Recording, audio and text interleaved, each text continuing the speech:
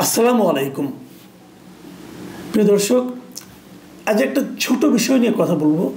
বিষয়টা ছোট, কিন্তু এটা নিয়ে আমার চিন্তাটা একটু বিস্তৃত। আমি আসলে ভাবার চেষ্টা করছি যে ছোটোখাটো বিষয় কিভাবে আমাদের পুরো সমাজকে সংক্রমিত করছে, পুরো সমাজকে আক্রান্ত করছে, এবং আমি বলবো পুরো সমাজকে অসুস্থ করে তুলছে।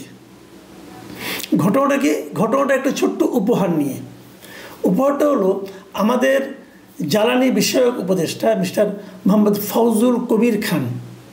উনি আলজেরিয়ার জাতীয় দিবসে গত রাতে আলজেরিয়ার বাংলাদেশে যে আলজেরিয়ার দূতাবাস আছে সেখানে গিয়েছিলেন প্রধান অতিথি হিসাবে যোগ দিতে। মানে উনি যে প্রধান অতিথি হবেন এটা পররাষ্ট্র মন্ত্রণালয়ের মনোনয়নের মাধ্যমেই হয়েছে। মানে ওরাই হয়তো জানতে চেয়েছে আমাদের এখান থেকে একজন উপদেষ্টা পর্যায়ের কাউকে আমাদের এখানে অতিথি করতে চাই। পররাষ্ট্র মন্ত্রণালয় ফজলুল কবির খানের নাম দিয়েছেন, উনি সেখানে গিয়েছেন এবং সেখানে থাকাকালে ওই দূতাবাসের পক্ষ থেকে ওনাকে একটা উপহার দেওয়া হয়। উপহারটা কি? উপহারটা একটা নৌকা। আপনি নৌকার ছবিটা দেখেন আপনারা, আমি দেখাচ্ছি আপনাদেরকে। সেখানে একটা পাল তোলা নৌকা এবং দাঁড় বেয়ে যে নৌকাগুলি যায় সে ধরনের নৌকা, যেগুলো আমাদের গ্রামে আগে ছিল। এখন তো পাল তোলা নৌকা পাওয়া যায় না, এখন তো ম্যাক্সিমামই আপনার ইঞ্জিনে চলে, ভটভটিতে চলে। কিন্তু ওই নৌকা হয়তো এখন আর দেখাও যায় না। সেরকম একটা নৌকা ওনাকে দেওয়া হয়। এখন সেই নৌকাটা নিয়ে উনি পড়ে যান বিপদে। উনি এটা কি করবেন বুঝতে পারছিলেন না। উনি তারপরে এটা নিয়ে তার নিজস্ব যে ফেসবুক পেজ আছে, এটা আজকে এখন থেকে আপনার 10-12 ঘন্টা আগে উনি এই ফেসবুকে পেজে এটা একটা পোস্ট দিয়েছেন এবং ওখানে উনি কী লিখেছেন সেটা আপনাদের আমি একটু পড়ে শোনাবো। এটা খুব জরুরি পড়াটা, কারণ এই ওনার লেখার থেকে কিন্তু আমার প্রশ্নগুলি আসবে, আমাদের মন মানসিকতাটা কোন দিকে কী কী চিন্তা করে এগুলি দিয়ে আসবে। কিন্তু উনি লিখেছেন, গত সন্ধ্যায় আলজেরিয়ার জাতীয় দিবসে আমি পররাষ্ট্র মন্ত্রণালয়ের মনোনয়নক্রমে প্রধান অতিথি হিসেবে যোগ দিই। অনুষ্ঠানে আমাকে পাল তোলা দাঁড় পরিচালনাকারী মাঝি সহ নৌকার প্রতিকৃতি উপহার হিসেবে দেওয়া হয়। কূটনৈতিক সৌজন্যবশত আমি তা গ্রহণ করি। উপহারটিতে দূতাবাসের নাম লিখিত আছে। লক্ষ্য করুন, এটার সঙ্গে আওয়ামী লীগের নির্বাচনী প্রতীকের কোনো মিল নাই। খেয়াল করবেন। এখন ওনার প্রশ্ন যে এখন আমি এটি আলজেরীয় দূতাবাসে ফেরত পাঠাতে পারি, এটা অসৌজন্যমূলক ও হীনমন্যতা প্রসূত হবে। 1 নম্বর। 2 নম্বর অপশন, 2 সরকারি তোষাখানায় জমা দিতে পারি, যদিও এটা খুব মূল্যবান কিছু নয়। 3 শৈলান প্রবীণ নিবাসে রাখতে পারি। মানে শৈলান প্রবীণ নিবাস নামে একটা প্রবীণ নিবাস আছে যার সঙ্গে উনি জড়িত আর কি। অথবা 4 নিজের কাছে রেখে দিতে পারি, পাঠকের পরামর্শ পেলে উপকৃত হব। এই যে উনি স্ট্যাটাসটা দিয়েছেন, এর নিচে অনেক কয়টা আপনার কমেন্ট আসছে, তারপরে আপনার এই লাইকিং ডিসলাইকিং আসছে। মোটামুটি আমি দেখলাম 670টা কমেন্ট এসেছে। মানে 670 জন লোক ওনাকে নানা ধরনের পরামর্শ দিয়েছেন। পরামর্শ অনেক ধরনের এসেছে। কেউ বলেছে সামান্য একটু উপহার, এটা আপনি নিজের কাছে রাখতে পারেন। কেউ বলেছে সরকারি তোষাখানায় জমা দিন। আবার কেউ বলেছে এটা শৈলান প্রবীণ নিবাসে জমা দিন, তাহলে ওখানে বয়স্ক লোকরা আছেন, ওনারা শৈশবের স্মৃতিচারণ করতে পারবেন। এরকম অনেক কথাই আসছে, যদিও কেউ এটাকে ফেরত দেওয়ার পরামর্শ দিয়েছে বলে আমি এখনও দেখিনি। তো এই যে মন্তব্যটা, নানা রকম মন্তব্য আসছে, আমি এখানে যে ব্যাপারটা নিয়ে সবচেয়ে বেশি আপনার গুরুত্ব দিচ্ছি যে ওনার একটা মন্তব্য, ওনার একটা বাক্য লক্ষ্য করুন। উনি বলেছেন এটার সঙ্গে আওয়ামী লীগের নির্বাচনী প্রতীকের কোনো মিল নেই। আমার কথা হলো, ওনাকে এই কথাটা লিখতে হলো কেন? মানে আওয়ামী লীগের নির্বাচনী প্রতীকের মিল থাক বা না থাক, এটা ওনার মাথার মধ্যে ঢুকলো বলে উনি লিখলেন। এটা ওনার মাথায় ঢুকলো কেন? এই ঢোকার কারণটা কি? এটা কি ওনার ব্যক্তিগত সংকীর্ণতা, নাকি আমাদের সমাজে যা চলছে সেই চলমান যে চিন্তা ভাবনাগুলো সেগুলো ওনাকে প্রভাবিত করেছে? আমি ওনার ব্যক্তিগত সংকীর্ণতা মনে করি না। আমি মনে করি এটাই হলো আমাদের সমাজের এই মুহূর্তের যে এনভায়রনমেন্ট, সেটা এই এনভায়রনমেন্ট ওনাকে আতঙ্কিত করে তুলেছে। এই কথাটা ওনাকে লিখতে হয়েছে। উনি ভয় পেয়েছেন, উনি ভেবেছেন আমি যদি আমার কাছে রাখি অথবা এটা আমি গ্রহণ করেছি, এটাকে যদি কেউ মনে করে যে এটা আওয়ামী লীগের নির্বাচনী প্রতীকের মতো, তাহলে আমার না জানি কি ক্ষতি হয়ে যায়, অথবা তাহলে না জানি আমার সম্পর্কে কে কি মনে করে। এই যে চিন্তাটা, এই চিন্তাটা হলো ক্ষতিকর। কেন এরকম হবে? একটা দেশে অনেকগুলো রাজনৈতিক দল থাকবে, একটা দেশে অনেকগুলো রাজনৈতিক মত থাকবে, একটা দেশে অনেকগুলি রাজনৈতিক দলের নির্বাচনী প্রতীক থাকবে। এই প্রতীকগুলির তো নিজস্ব কোনো দোষ বা গুণ নেই।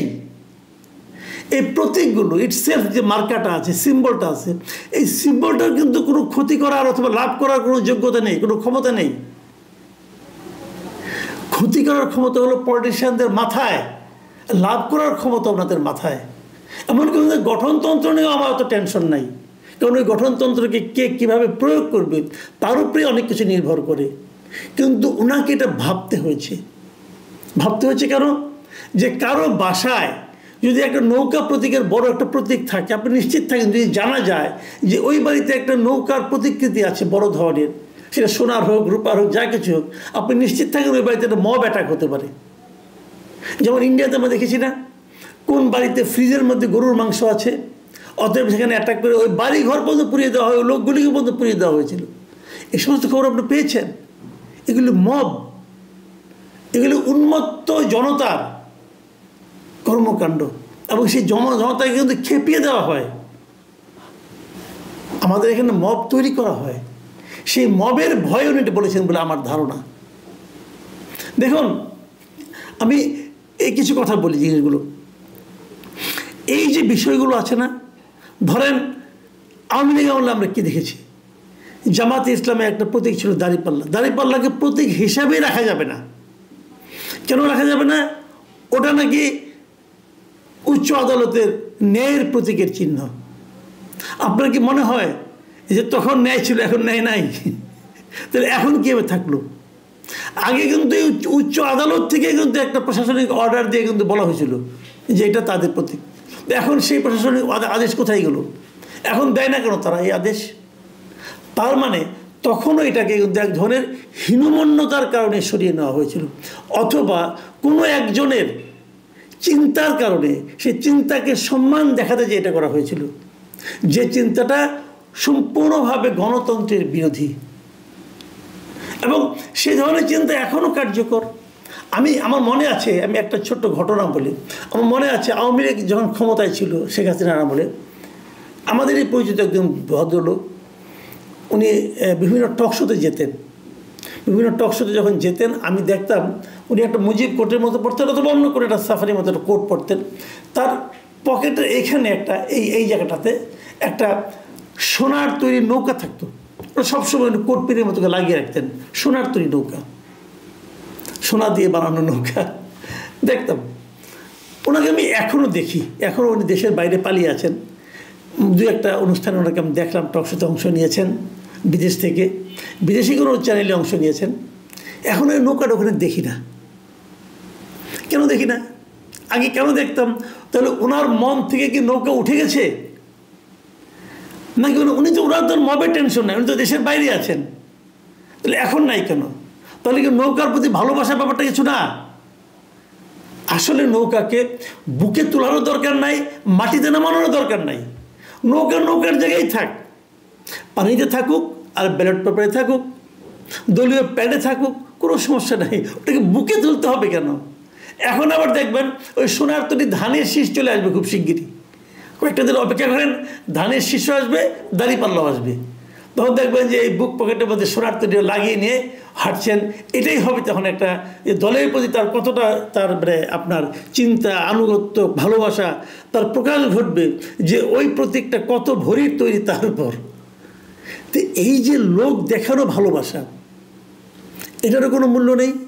আবার এই যে লোক দেখানো ভীতি, এটারও কোনো মূল্য নেই। আপনি একটা নৌকা পেয়েছেন, উপহার আপনাকে দেওয়া হয়েছে, আপনি যেখানে ইচ্ছে সেখানে রাখবেন। দেখুন, আলজেরিয়া কি ওনাকে বিব্রত করার জন্য নৌকাটা দিয়েছে? তা নয়। আলজেরিয়াতে প্রচুর নৌকা আছে। আলজেরিয়া একটা মানে আপনারা জানেন ওটা একদম মানে নদীর সমুদ্রের পাড়ে একটা দেশ, এবং সেখানে নৌকা ও সামুদ্রিক পরিবহন কিন্তু খুবই গুরুত্বপূর্ণ। ভূমধ্য সাগরীয় উপকূল রেখা ওদের প্রায় 1200 কিলোমিটার দীর্ঘ উপকূল রেখা আছে, কিন্তু অনেক বড়। ওদের যত পরিবহন ব্যবস্থা তার 90% নৌকা দিয়েই হয়। নৌকা মানে জলযান দিয়ে। আগে তো পালতোলা নৌকা ছিল, এখন সেখানে স্টিমার চলে এসেছে, জাহাজ চলে এসেছে, কিন্তু নৌকাটা কিন্তু ওনাদের জনজীবনের সঙ্গে অঙ্গাঙ্গিভাবে জড়িত। তো ওদের প্রতীক হিসেবে তারা নৌকাটা দিয়েছে। আর উনি ভেবেছেন আওয়ামী লীগের প্রতীক হয়ে গেল কিনা, এই ভয়ে উনি বাঁচেন না। আমি মাঝে মাঝে চিন্তা করি যে এই নৌকাটাকে মাঝে মাঝে মানে আজকে অনেকবার চিন্তা করেছি, এই নৌকাটা আলজেরিয়ার দূতাবাস থেকে ওনার বাসা পর্যন্ত অথবা অফিস পর্যন্ত উনি এনেছেন কি, ঢেকে এনেছেন না কীভাবে এনেছেন?